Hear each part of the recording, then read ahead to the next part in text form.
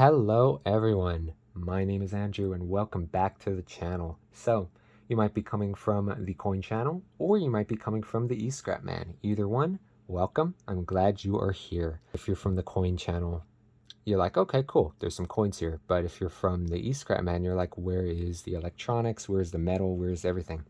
Well, I'll get to that in a little bit. Just hang on, be patient, I'll get to you. All right, great.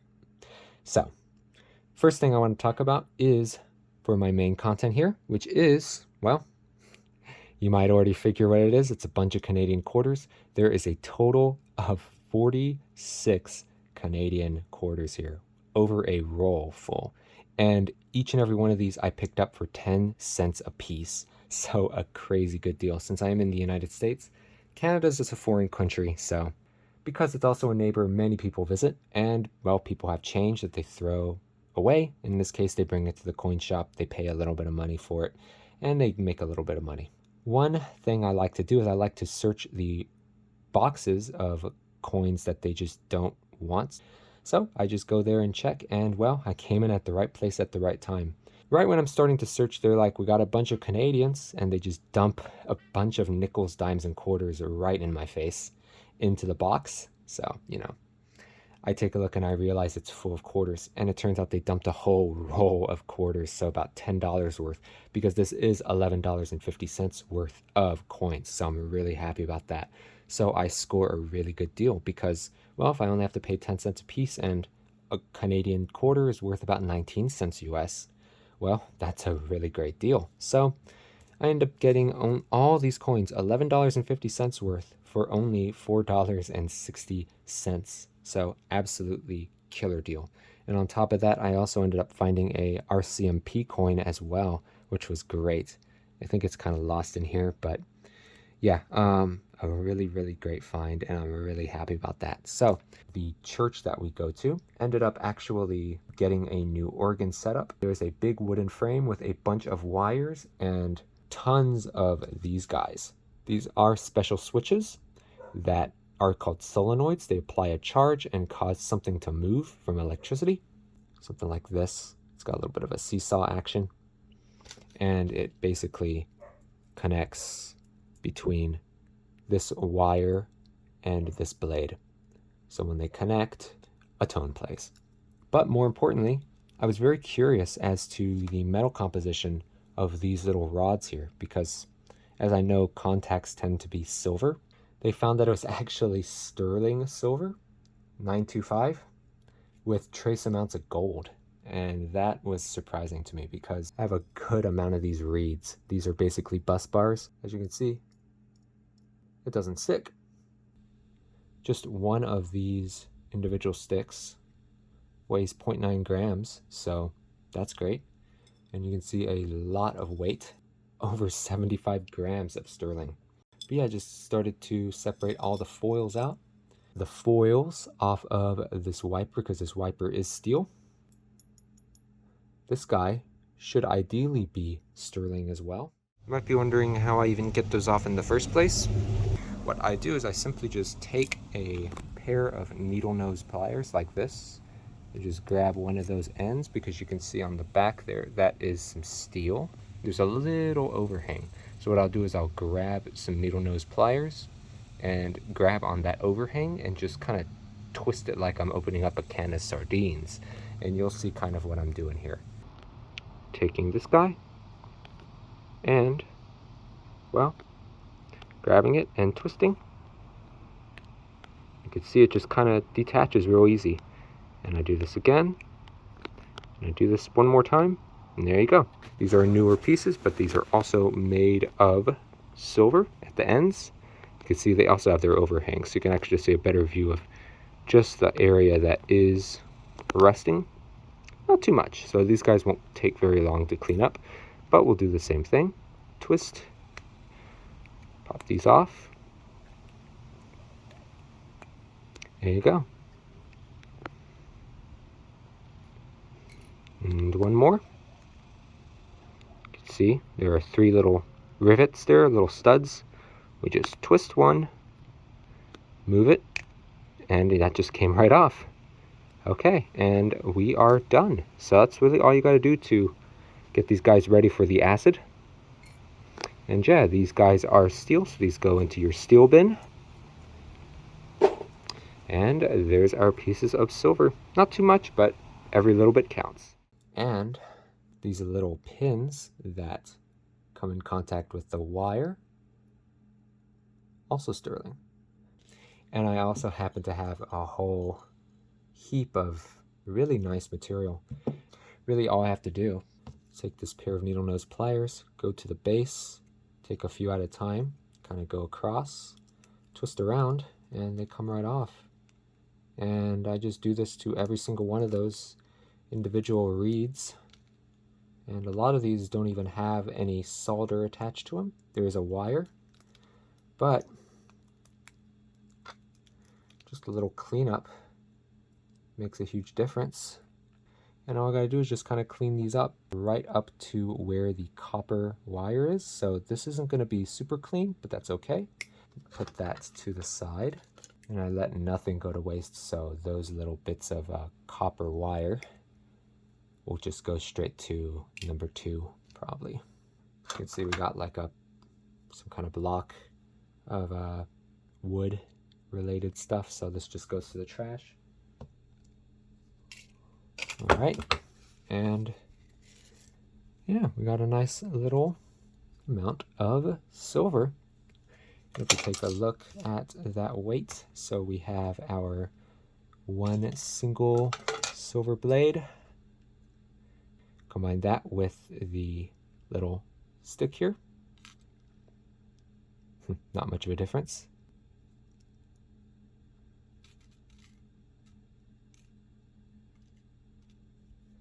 Oh, 1.6. So really good. And I'm going to try to get a full weight once I get all of the silver separated and cleaned as best I can. Watch the magic happen.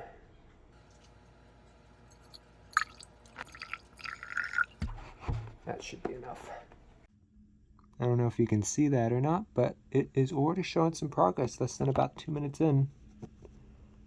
You can see we're already getting some removal of that iron oxide layer. You can see we already got some clear silver color peeking through. Pretty much all throughout, but it still needs more time. Really, you only need to soak it for about 30, but you can just agitate it a little bit, and you can see we only have a very little amount of that iron oxide left, and a lot of it is very light in color, so that'll come right off if you just use a paper towel and just rub it. It'll come right off, but yeah, overall, really happy with that. Just using a little stick thing, kind of moving it around. Really, you can then go with some sodium bicarbonate, like some baking soda on there, but honestly, you probably don't need it, just because you're just destroying the acid and making a bubble. But hey, it might just work. So, we'll just leave this overnight and take care of this in the morning before we go sell it. Super exciting. So this is a super duper cool little reaction here, and I really found that this particular process is really cool, and I hope that you'll find it cool as well. So let's get into it. So the most important thing to remember is iron is Fe. Now Fe is short for like ferrous, so you might hear about ferrous metal. That's just any metal that's iron based. So iron based things are things like nails, sheet metal, screws, that kind of thing. Well, if you've ever left any of those out in the rain, you may notice that, well, they change color. Like they turn from this silvery white color to like a dark red, burnt orange color. And that's simply because, well, what's happening is when you leave it out in the rain, it gets attacked by the water. So sometimes even just leaving it out in the air with enough time will make it rust too, but it'll happen very quickly when you leave it out in the rain. In this case, water completely surrounds the piece of iron and bonds with it. You will have something like this form. This is something called iron oxide or rust. Now, something you might notice is, well, what are these OHs here mean in this HO? Well, this is kind of what it means. So if you know anything about water, you know that water is H2O. Now H2O means that there are two hydrogens here and here. So two hydrogens and one oxygen. And what happens is the hydrogen is bonded to the oxygen, and the oxygen is also bonded to another hydrogen. So it looks like this. And you can see, well, if we take this part, this looks a lot like that, right? But you also have this HO, well, that's the same thing. So it's just two ways of writing the same compound. So as you can see, this water attacks the iron 3 times and attaches 3 times. And every time it makes an OH, which makes this H separate. So we lose 3 hydrogens. Now this is going to be very important. You'll see why in just a moment. So what we have now is this compound here. This guy is significantly bigger than this guy, which is why you'll see the color change, and if it rusts for especially long, you may also see it start to bubble out and expand, and that's simply because this new compound being formed is much bigger than the original. So that kind of explains the reason that happens.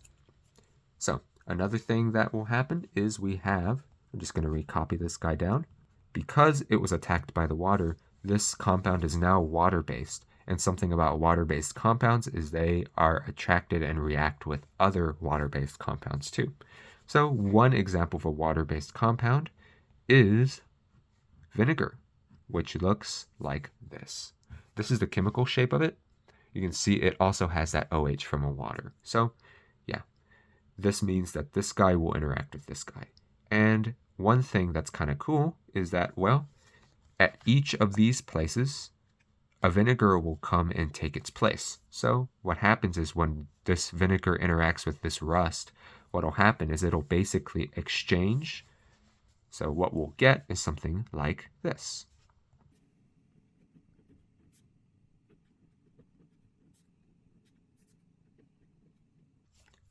We'll get a product like this.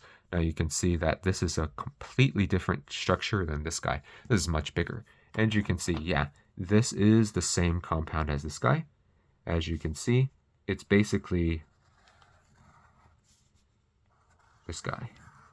And as before, you can see there's a second one and a third one. This third one is like a flipped version of this guy. It's like it was turned around and flipped. So yeah, 3 of these pieces of vinegar interact with every one of these iron oxide pieces. And as before with the water, it also loses a hydrogen. You can see this hydrogen is not at all present here. So it loses 3 hydrogens as well, which means now this hydrogen will interact with this hydrogen and connect. So we end up getting something like this. The 3 hydrogens from the original water attaching to the iron interacts with the second set of 3 hydrogens, which were from the vinegar attacking the rust, and they connect to each other. So now we have lots of this compound here, which is hydrogen gas. And that is why you see the bubbles form. And you also notice that we went from a silvery gray from the iron to a red color, which is just structure changing. And we also saw that color disappear because it changed its structure again into this guy.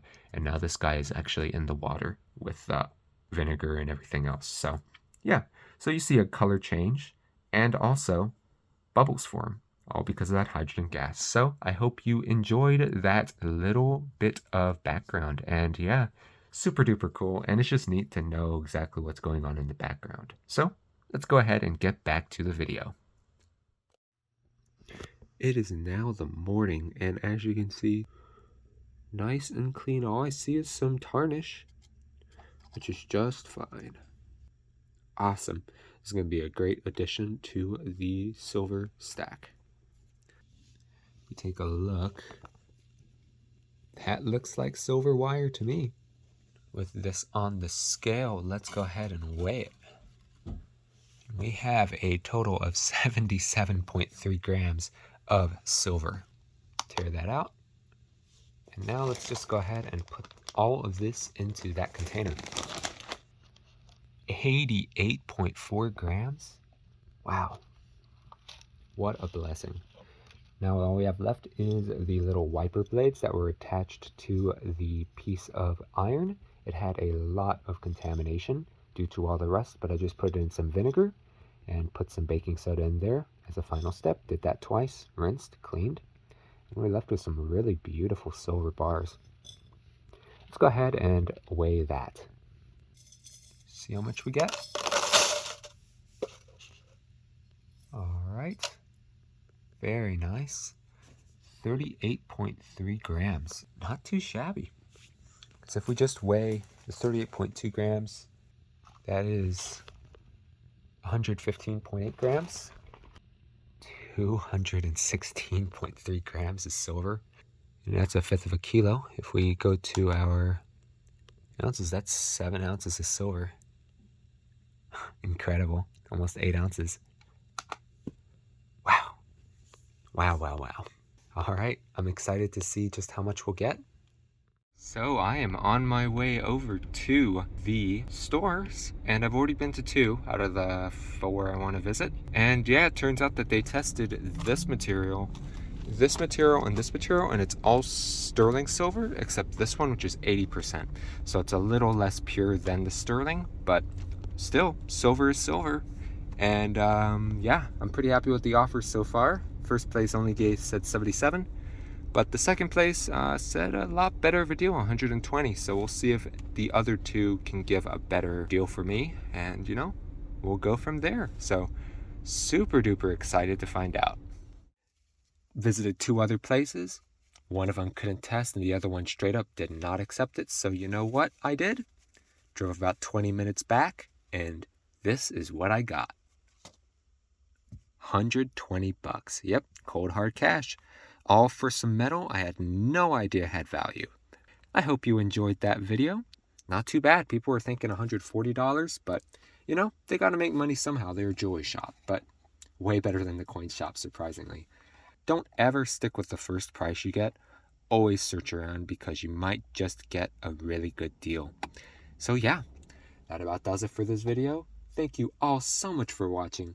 And remember, always keep your eyes peeled because you just never know what you're gonna find. And with that, thank you so much for watching. Take care out there, be safe, and have an awesome day.